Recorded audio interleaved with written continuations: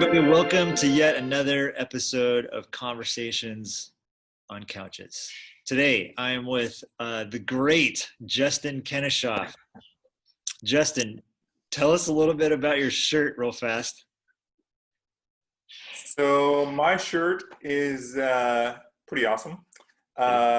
It's inspired by the Starry Night painting, but it's Jurassic Park.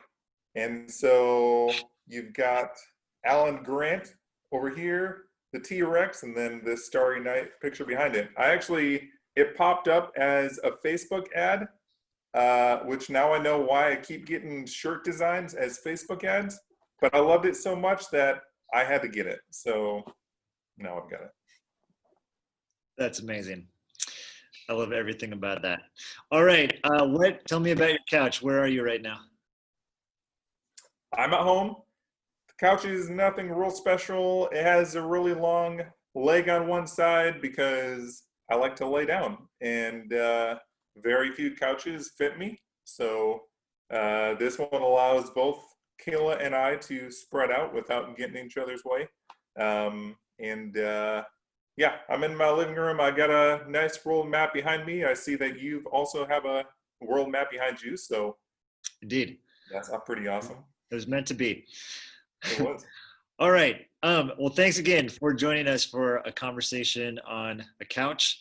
In this sort of season or run of episodes, we're talking about beauty. And this is, coming out of a conversation that our larger community has been having, and particularly the story of David and some of the ways in which we saw how beauty kind of helped David snap out of some anger, choose a better story, see the bigger picture of what God was doing. And so in these conversations, we're exploring this idea of beauty. So to get us started, just give us, your definition. It doesn't have to be fancy or, technically precise, but how would you define this really big concept of beauty?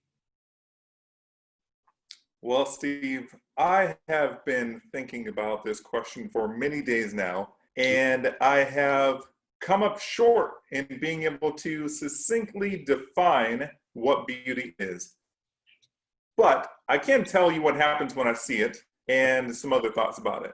So when I see something that is beautiful, it causes me to stop, to reflect, and to pause. I think that something that is beautiful is awe-inspiring. I don't think that you can see something that is beautiful, glance at it, and then walk away. I think that it takes some thought to really understand it. I think that beauty is complex, multidimensional.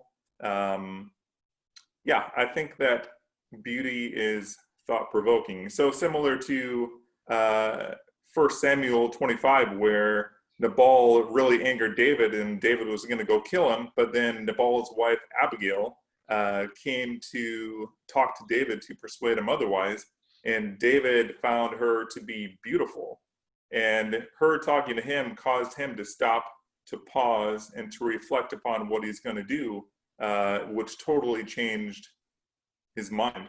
The course of Nabal's life for sure, and David's. That'll preach, Justin. That will preach. That's very good.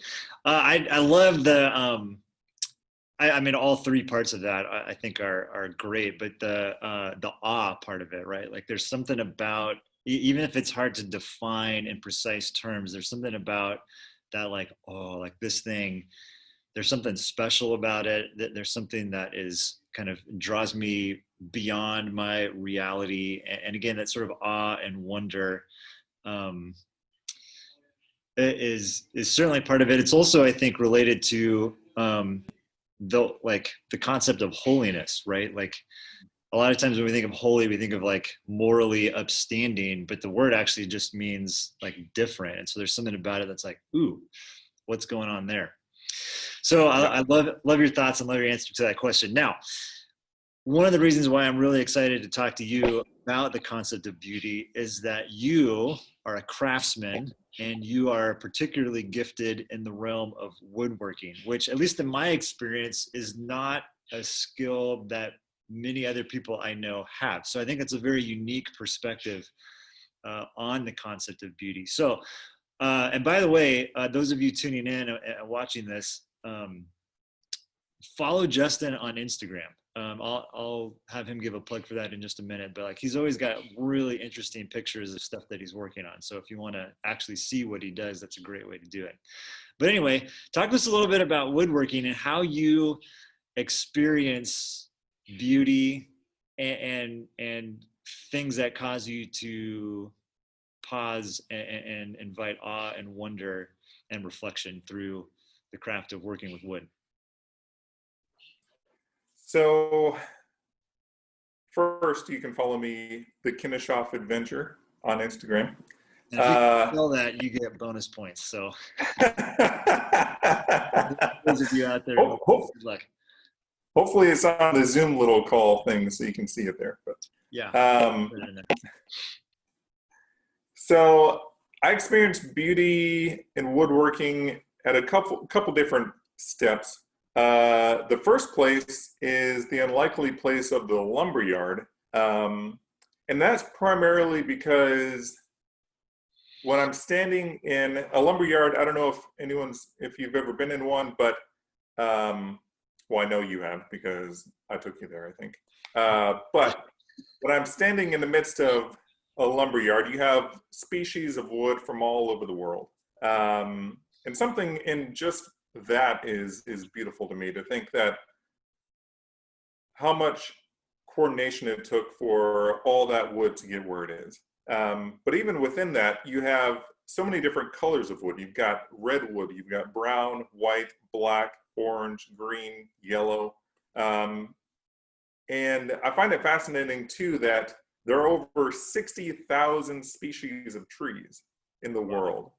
So like God, he could have created just like one tree and one type of wood, but no, he chose to go the extra step and create 60,000, which is pretty awesome. Yeah. And in so many different colors. I think that's pretty awesome. And even within one species, like my favorite species of wood is walnut. It has a really deep, dark, rich brown, and it has some black streaks that go through it. And then you have the younger wood called sapwood, which is kind of a light tan color. And sometimes within the same piece of lumber, you can have both the sapwood and the heartwood. And I found one piece one time that had, between the tan and the deep, dark, rich wood, was some pink. And I've never seen any pink wood before, especially in walnut. So naturally, I had to buy it. And yeah, it's something really beautiful about thinking what kind of things had to be in place for that pink wood to be made, to grow that way. Yeah, and I think it's just fascinating to think about like grain direction and the way that wood moves and flows. So that's one way that I see beauty. The other way is when I'm woodworking and I finish a project and I step back and I look at the project as a whole, and I think about the process that the wood has gone through by itself to get where it is. I think about how God caused that little seed to grow into a mature tree that could have been maybe a favorite picnic spot of a couple, or could have even been like a part of a larger landscape that people gazed upon and was part of a magnificent vista or what have you. And then someone chose to harvest that, and it went to the lumberyard that I go to, and I got to pick it and take it home and mold it and craft it and to create this beautiful functional piece of furniture, or cutting board or whatever. And I think just being able to be involved in that process is quite beautiful for me. That's awesome. And then I'm gonna put some words into your mouth. So just bear with me here for a minute. But so one of the things that I love about your projects is that they look amazing, and they're clearly, well done and with great skill. But there's almost always a story to it as well. So you're almost always making something for somebody, or it's a gift, or it's somebody asked you to do something, and so there's like this deep relationship connection to your projects as well, where it's not just I'm going to make 50 cutting boards and sell them for this amount of money and kind of make a profit or whatever. Not that there's anything wrong with that, but the relational aspect of your craft always stands out to me. And then the other part of that is you also invite people into it as well. So like I said, hey Justin, can you make me this cutting board that I wanted to give to my wife? And you're like, sure, but then like you come and help me do it. And so you actually like taught me a bunch of stuff, and we worked on the project together. And every time Amy uses that cutting board, I remember some of those times it was shared, but also again, like I got to help make that. It wasn't just something that you did off in your shop and then it appeared in our house all of a sudden. So I sorry for answering the question for you to a certain extent, but again, I love the way in which you sort of weave story and relationship into your work. Now, that kind of leads into another question that I have, which is that with some, art forms, it's more about the form. And I know that, we can probably get into a sort of esoteric argument or debate about this, but a painting, for example, is probably more about the form, right? And it is something that causes you to pause and to wonder and to experience some awe when you look at the beauty of the work that went into that. But you also hang it on a wall and it's just kind of there, right? Whereas the projects that you do are beautiful in their form, but then they also have this function. I'm going to cut stuff on this board. I'm going to, you made a really beautiful table a year ago that is now, a centerpiece in your home, and you guys eat on it every day. Like there's, I think with woodworking, this very clear connection between form and function. So talk to me a little bit about like, how do you find beauty, not just in the form and the fact that, oh, like the grain is beautiful and the finish is really nice and all that stuff, but also in the functionality of the things that you make? When I make something, I build it with the intention of it being used for a long time. So when I made our kitchen table, yes, I had a very good idea of what I needed it to do. We like to host, but we also don't have a very big house. We have a very small house. So I needed something that that we could host, but that it would also fit in a tight space. So I came up with a design that the table will actually flip open to double in size. Mm-hmm. So it's very functional that way, but also I also don't want to build something that, doesn't look good. So I try to pick styles of furniture and color that are attractive, but I don't ever want to build anything that isn't practical. There's some people do like to build things that are maybe more picturesque versus functional, and there's nothing wrong with that. But I just want to make something that that can be used for a long time. I struggle sometimes with making, like, we'll say cutting boards, for instance. I really like to do new things with cutting boards. I always try to incorporate something new into each one I make. And I also, like you said, I like to make things for specific people and not mass produce something. So I always try to incorporate an element of the person that I'm making it for into the board. Like last year, I made a board for Rolly, our previous worship pastor, and he multiple times beat me in cornhole, and much to my chagrin, and I never got the chance to beat him.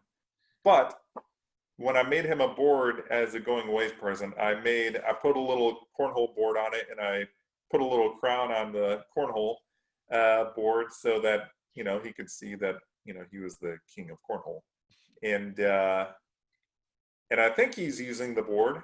But sometimes I make things for people that I hope are used but aren't used, and which is okay because they find pleasure in it and they like looking at it. But I also hope that people use my things. But did that answer your question? I kind of rambled. No, it's good. That's really good. I do want to press you on it a little bit because, and there's no right or wrong answer to any of this stuff. But is there more beauty in the form or in the function? So, for example, like, is it more important for you that table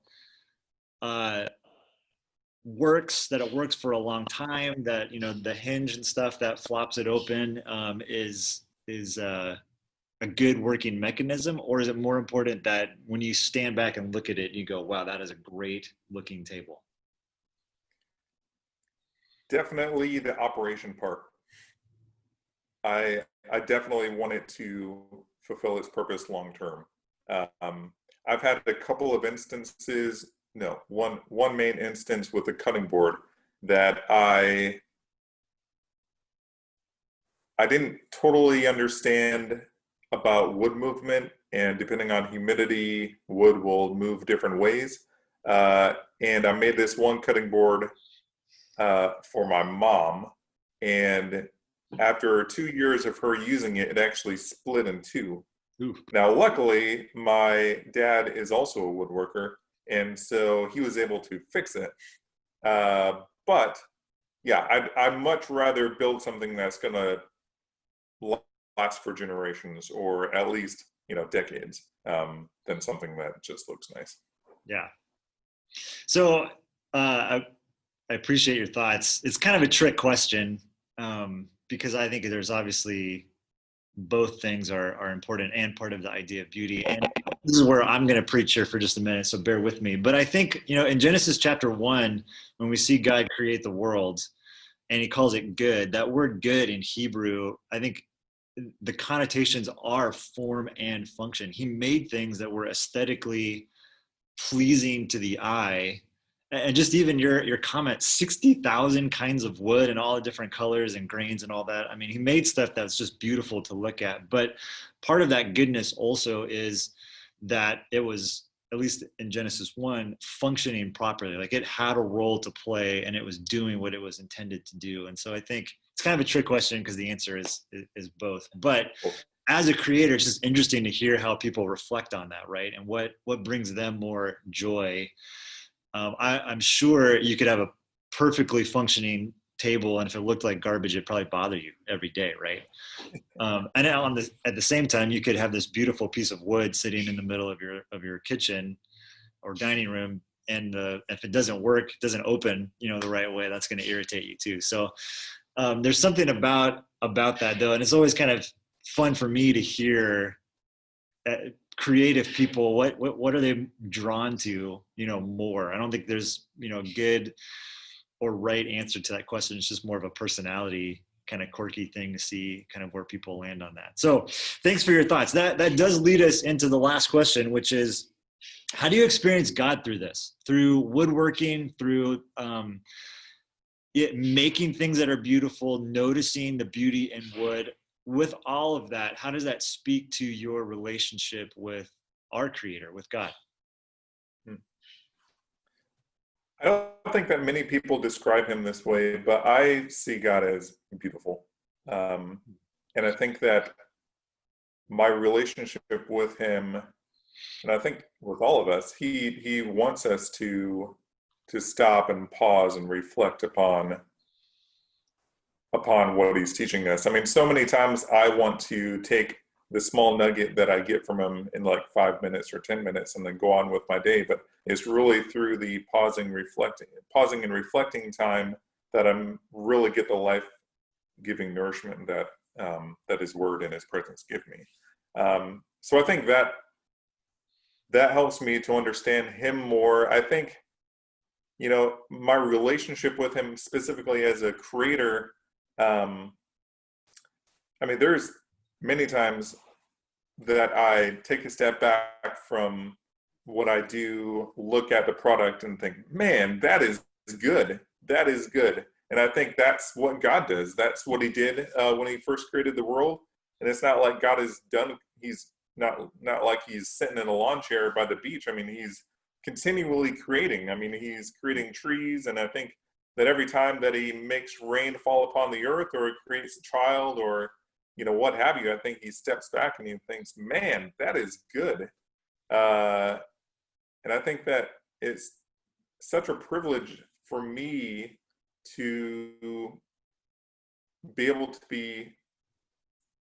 to create something out of something he already created, something that's going to last for generations. Yeah, I don't take my craft lightly, and I don't take the gift that he's given me lightly. I think it gives me a perspective that I think a lot of people miss out on, or at least experience it in a different way. Yeah. That's awesome. Well, Justin, thank you so much for having a conversation on a couch, for sharing a little bit of your passion for your craft, but then also, helping us see how these things connect us back to the big story that God is telling and who he is. So thanks for your time. Thanks for also sharing your amazing shirt with us. It's always great. My pleasure. Time with the Justin. I was looking for a woodworking shirt that I had, but I don't have any, so I need to get one. Well, I don't know that you need any other shirts than that one, so you're good. All right, my friend. All right, thanks, Steve.